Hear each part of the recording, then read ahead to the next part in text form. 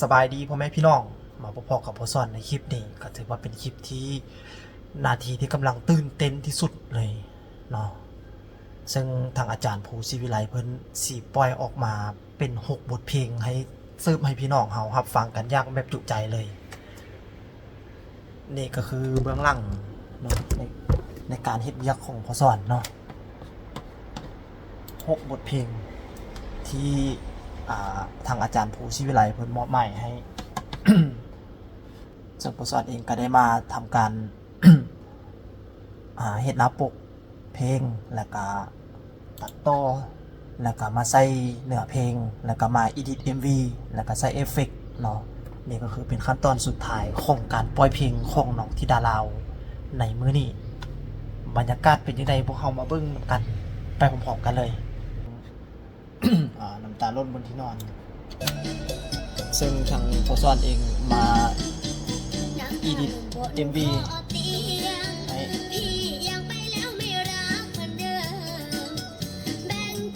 ให้มา edit แล้วก็เพิ่มสีเข้าไปแล้วก็มาใส่โลแล้วก็ใส่เอฟเฟกต์ต่างๆเนาะให้มันลงตัวกับเพลงฟังเสียงน้องธิดาเราก็ขนลุกเลยเนาะนี่นะ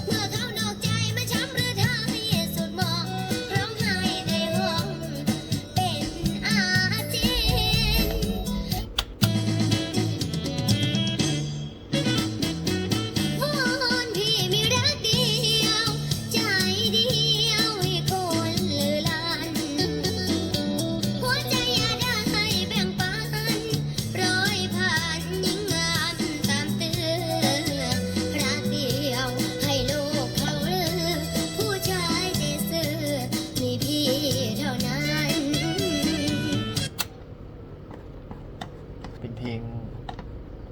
เศร้ากาลสินธุ์สิ้นหวังซึ่งบทเพลงนี้ได้มาไทยอยู่ที่บ้านน้องธิดาลาวก็คือบ้านพลยานางแข่งสวรรค์เขตเพลงนี้ จะมีแดนเซอร์เป็นนำแดนเซอร์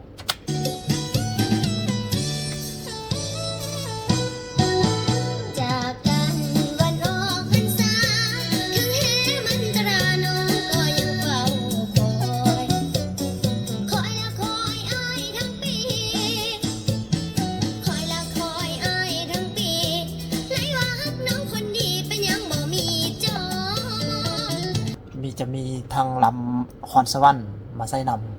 ำเฮ็ดให้มีกลิ่นอายหม้อลำแท้ๆเลยเพลง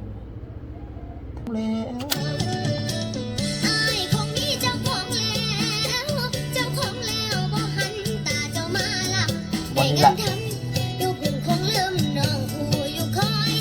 ทั้งฮิตไปนำทั้งแฮปปี้ไปพร้อมนะเพลงนี้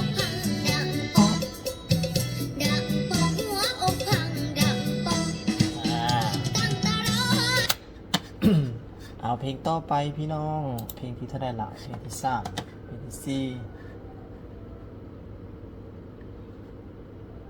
ข้อแหลมโปรแต่งทางโปรซอนเองได้ edit MV ที่ใส่เวลาด้นก้นมู่เลยอย่างนี้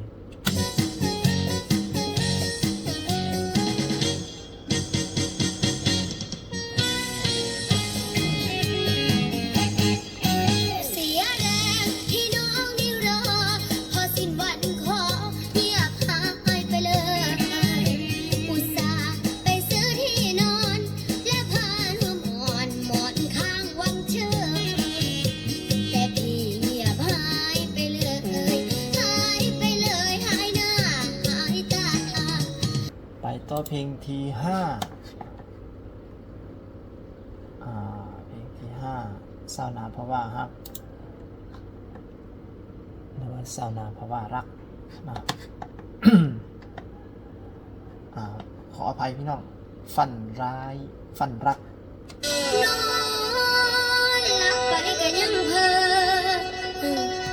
ซึ่งในชุดนี้จะเป็นชุดผู้ไทยเนาะที่พ่อปู่เพิ่นตรงมาให้เฮ็ดหน้าปกเราจะเข้าไปชมบรรยากาศอันนี้เราไปเบิ่งภาพเบื้องหลังในการเฮ็ดหน้าปก อ่ะ วบีบคั้น ฟังท่อนฮุกไปเลย รักเขาจนหมด ดนตรีแต่ละชิ้นนี่ถือว่าสมบูรณ์แบบอีหลีพี่น้อง รักแต่เธอคนเดียวถูกมัดเดียวสั่ง ฟังแล้วคนหัวลุก คืนวันเฝ้าแอบมอง มีเสียงซาบเสียงซิงของเบื้องหลังอาจารย์ ผู้ปิดตำนานคนฮิตดนตรีให้กับแม่ฮันนี่เนาะที่เพิ่นมาเล่นดนตรีใส่เสียงสดๆให้น้องธิดาลาวเห็นบอกมีเสียงจิสิเสียงซาบเสียงซิงแล้วก็เสียงของทอมบ้า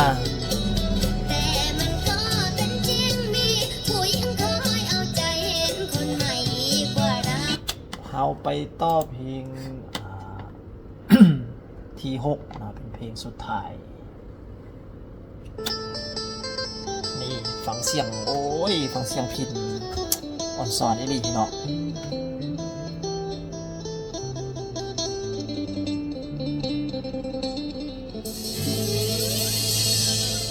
คิดถึงจนเป็นบ้ากลางคืนนอนภาวะจนซึม สุดนี้จะเป็นสุดลาวๆผสมใส่สุดผู้ไทย แม่แต่เดินแต่ยังก็ยังคิดหอดเจ้า พาฝอนแบบอ้อนซอยอรซอนอีหลีน้องสไตล์หมอลำบวกกับเสียงห้องของน้องธิดาลาวถือว่าเพลงนี้ก็ลงตัว จิตกะสันนอนนึกเป็นห่วงหลายจนว่า ฟังพอหอมปากหอมคอ อย่าลืมเด้อมื้อนี้ตอน9 โมงเช้าเพิ่นเริ่มปล่อยออกไป6เพลงรวดเลย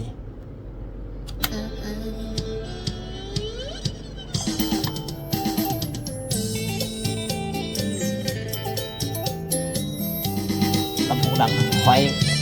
เปิดเสียงหล่อฟังอีก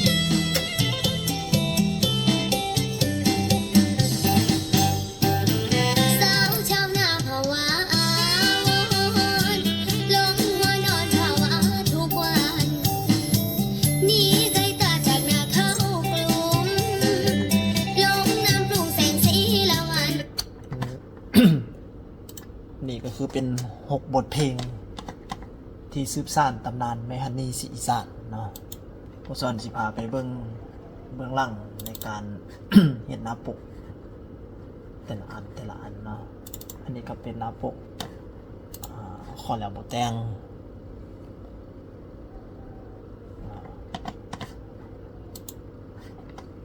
อันนี้ก็เป็นหน้าปกน้ำตาล้นบนที่นอนหนังสือจะกลับหลวงบ่พี่น้อง อย่ามันบ่เป็นยังอันนี้จะเป็นหน้าปกฝันร้ายฝันรักฝันร้ายต่อมาก็เป็นวันพี่มีรักเดียวนะครับสาวกาฬสินธุ์สิ้นหวัง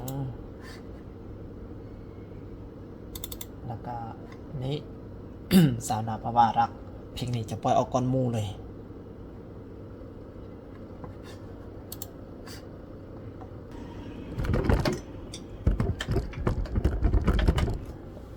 พี่น้องเราท้าติดตาม